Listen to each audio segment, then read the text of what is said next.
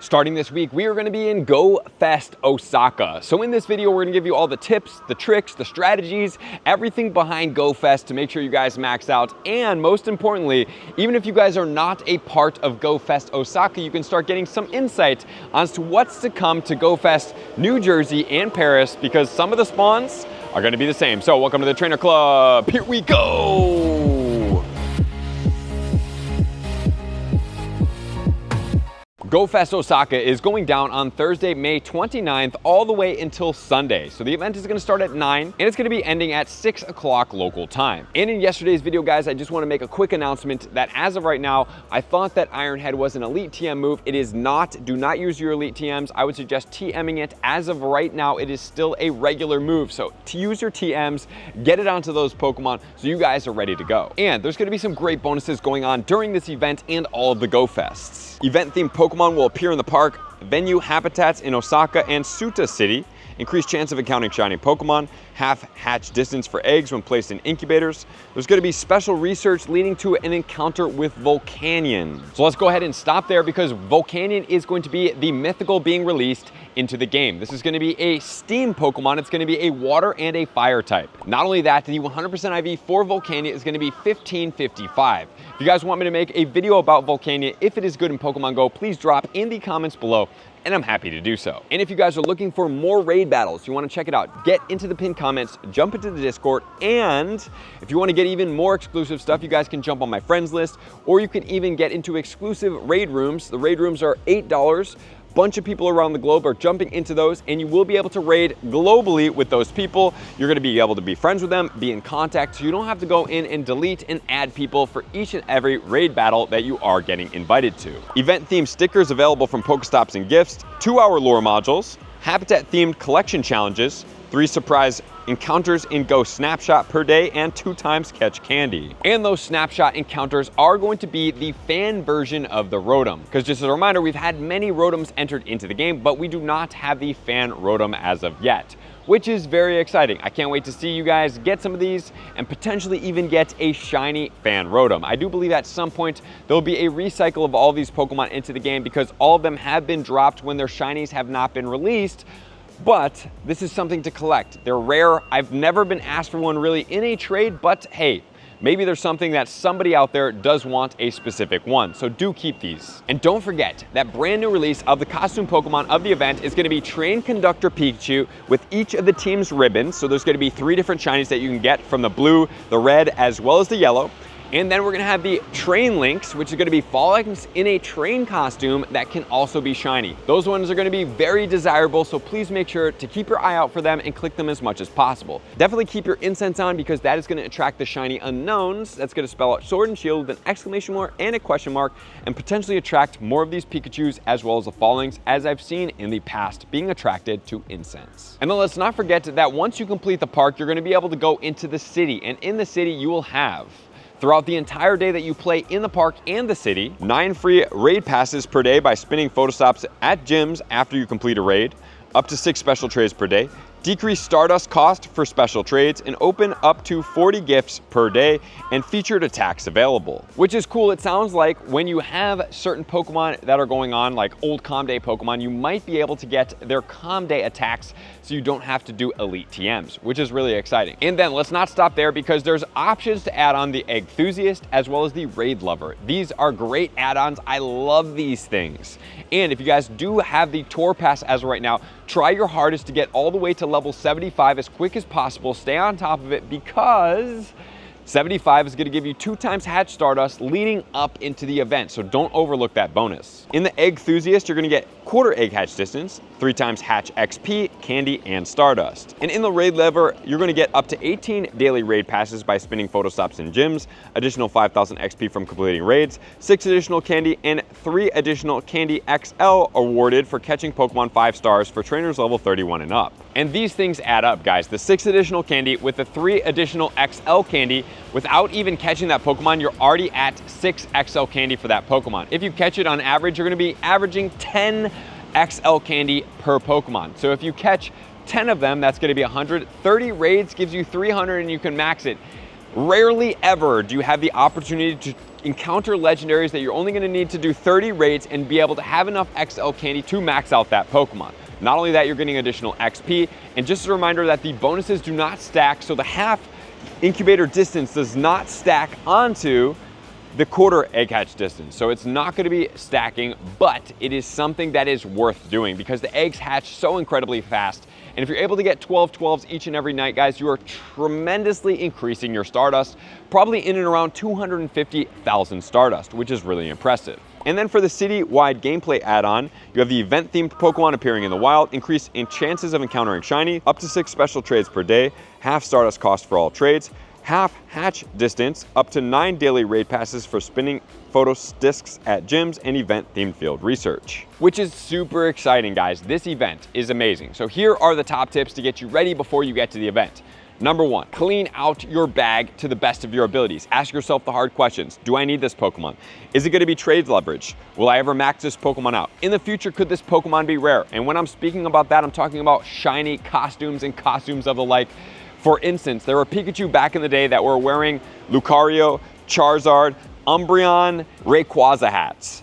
All of those Pokemon, if you have them in a shiny, are extremely rare as of right now. They have not made their way back into the game, and a lot of people desire those. So if there are shiny hunters out there, man, some of these old costumes that have shinies that have not made their way back into the game, including the Armored Mewtwo, very, very valuable, and you can get a lot for that for a trade, and people really desire that. Even if you don't want back, you can be an abundant person and give out. So we are going to be continuing onwards with more things in the game. We want to make sure that we have Ultra Balls. Ultra Balls are going to be your biggest friend here. If you have a plus plus, prefer to modded plus plus, you can throw Ultra Balls automatically. That's amazing. And even if you can't, you don't have the modded one, you can just click the button and throw them while you're doing raids. Hopefully Pokemon Go watches this video and they do increase the raid catch rate so that we are not sitting there trying to catch these Pokemon for our entire event. Remember, this is a paid event and we have a limited amount of time, so using it to catch legendaries is not the best suited for us. So we have our Ultra Balls, we have this, we're gonna be raiding, so we're gonna be getting golden raspberries, and then we need to talk about the prep. If you guys want the complete survival prep guide, please check it out up here because I have tons of things in there, including wearing a hat, which is very important, having appropriate walking shoes, bringing a camelback to fill up with water, and more. Those are going to be some of the top things. And then of course, wearing long sleeves is one of my biggest recommendations because it covers you up. You don't have to wear the petroleum-based sunscreen and you're able to stay out there throughout the entire day. And the hat, if it does not have a neck portion and you don't get a safari hat, I suggest wearing a shirt or some type of thing to cover up your neck because coverage is really the only way to keep you protected when you're outside grinding for a while. But if the weather maintains cloudy like it has been the last week that I've been here, it's going to be relatively okay for you guys, but at the same time I want to make sure you're prepared and ready to go. And then having a poncho with you guys, especially because there's been a lot of chance of rain at a high frequency in Kyoto, in Tokyo, and Osaka frequently, would help out. And then please don't forget your phone chargers. This is one of the biggest things. I suggest at least a 15,000, 20,000 can be a little bit of overkill, but if you're running multiple things that need charging, 20,000 is going to be where you're at. And then don't forget a backpack or a fanny pack to make sure you guys do not miss out on any gear. And then let's talk about the shinies being released into the game. We have Carbink and we have Frigibax, which then makes Artibax Evolution and Baxcalibur shinies in this game as well. The regional of this event is going to be Hawlucha. However, Hawlucha shiny is not being released. So if you already have Hawlucha, great. If you have friends back home that do need Hawlucha, you might want to collect these and go after these. So now let's start talking about the event. So the raids during this event are going to be the Crowned Sword Zacian and the Crowned Shield Zamazenta. As far as these Pokemon, I will have a counter guide coming out tomorrow. You can check out that counter guide if you see this video after tomorrow. I will have that pinned up in this video right now. But the 100% IVs for these ones is going to be 2188 for both of them at level 20, or weather boosted in cloudy weather for both of them, because that's going to boost fairy and fighting, and that's going to be at 2735 at level 25. So those are the 200% IVs to look out for. And I'm going to be dropping a Go Fest graphic if you check my Twitter at the Trainer Club with 2 Bs. So the exclusive Pokemon for Osaka is going to be Drampa. In New York, it's going to be Bombardier, and then in Paris, it will be Sandile. So Drampa, the most valuable.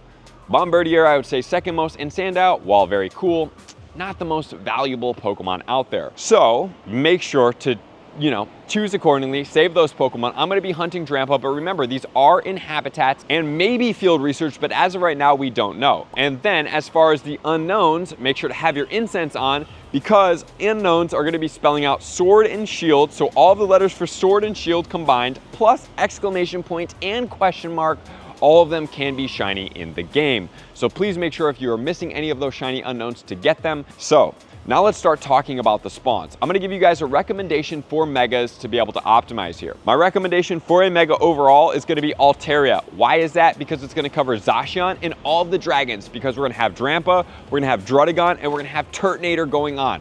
Those dragons are covered. Not only that, we have Frigibax and Jangmo-o.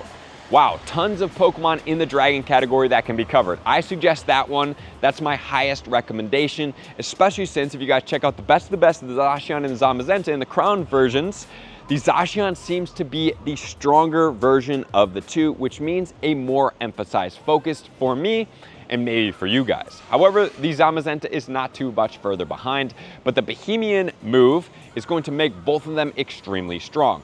The other thing that you can consider is something for the Zamazenta, which is going to be a fighting type combination.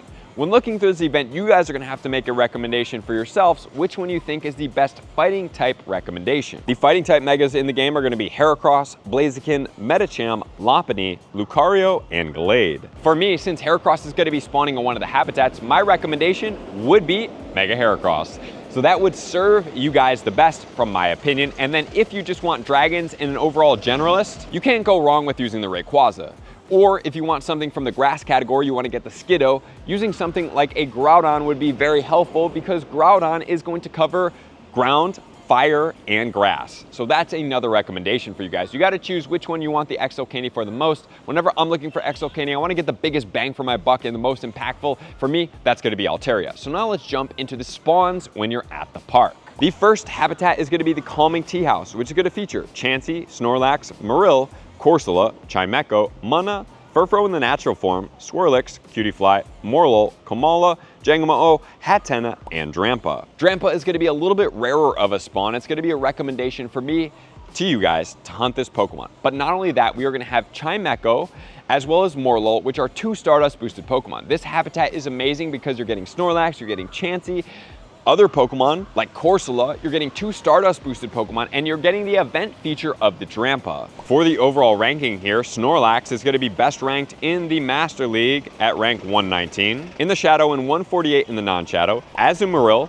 is going to be best ranked in the Great League, 23 with Bubble, Ice Beam, and Play Rough at a 0-15-15 at level 45.5. Looking at Jangmo-o, Como-o is best ranked in the Ultra League at 91, Dragon Tail Close Combat Dragon Claw at 0-11-14, and then 95 in the Master League with the same exact moveset. And let's not forget that Chimecho is 1,000 Stardust per catch, Windy Weather 1250, 1,500 on a star piece, in windy weather and a star piece 1875. Morlul is 500, sunny or cloudy 625, 750 on a star piece without the weather boost, with the weather boost and a star piece 938. And since Drampa has pretty much been a raid only Pokemon, I want the XL Candy for this. That's why the Mega Altaria is lining up so perfectly for me, and I still need the shiny. And that's only going to be Habitat 1. There's going to be a lot of habitats going on during this event that are really valuable. So you're going to have to make the best of your time at the event. In the Carnival grounds, we're going to have Heracross, Teddiursa, Slugma, Scraggy, Solosis, Vanillite, Bullfrillish, Eldrium, Dewpider, Togedemaru, Citadel, Frigibax,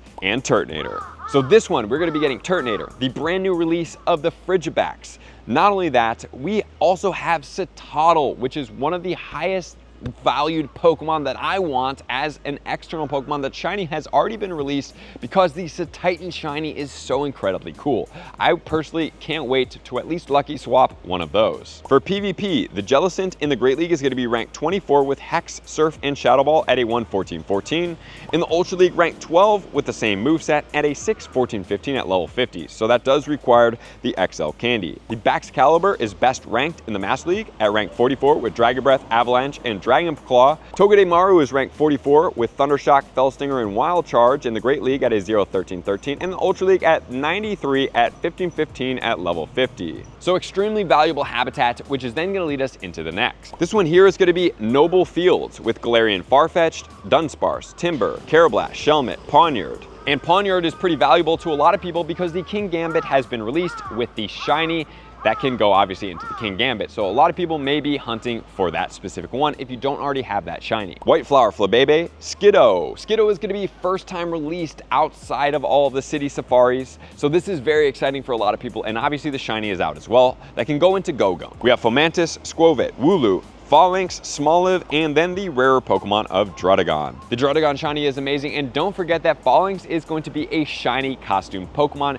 the Train Falinks, so please make sure to hunt that one as well. There's a lot of habitats out there, like I said, so you guys are gonna have to be fast, efficient, walk around, catch a lot of Pokemon, and make sure you're optimizing here. Florges in the Ultra League is ranked 33 with Fairwind, Moonblast, and Trailblaze at a 0, 14, 15. And then in the Master League, it's gonna be ranked 5, same exact moveset, which then is gonna lead us to the final habitat. Here in the final habitat, we're gonna have Sunken Treasure. That's gonna be Totodile, Corphish, Finneon, Blue and Red Stripe Basculin, Inkay, Binacle, Skrelp, Clauncher, Carbink. And just as a reminder, guys, Carbink is gonna be the brand new released Pokemon shiny along with the Frigiback. So these two are the new shinies, great looking shinies at that. There's gonna be Wimpod, Sandygast, Wiglet, and Rockruff. And I think Wiglet might be the only shiny Pokemon that is not released from everything out there. While Wiglet is a cool Pokemon, it's not really the most impactful. For this round, we have Malamar in the Great League, Psywave, Foul Play, and Superpower at a 2, 14, 14. And then in the Ultra League, it's gonna be ranked 26 with the same exact moveset at a 3, 15, 15 at level 50. Then we have the Carbink in the Great League, ranked 21 with Rock Throw, Power Gem, Moonblast, 5, 15, 15 at level 49.5. Let's not forget about the Golisopod with Shadow Claw, X-Scissor, and Aqua Jet at a 0, 8, 15. In the Ultra League, ranked 28, same moveset at a 1, 14, 15. And those are gonna be all the spawns. Man, that is a lot going on, guys. You might have to watch that back to make sure you do not miss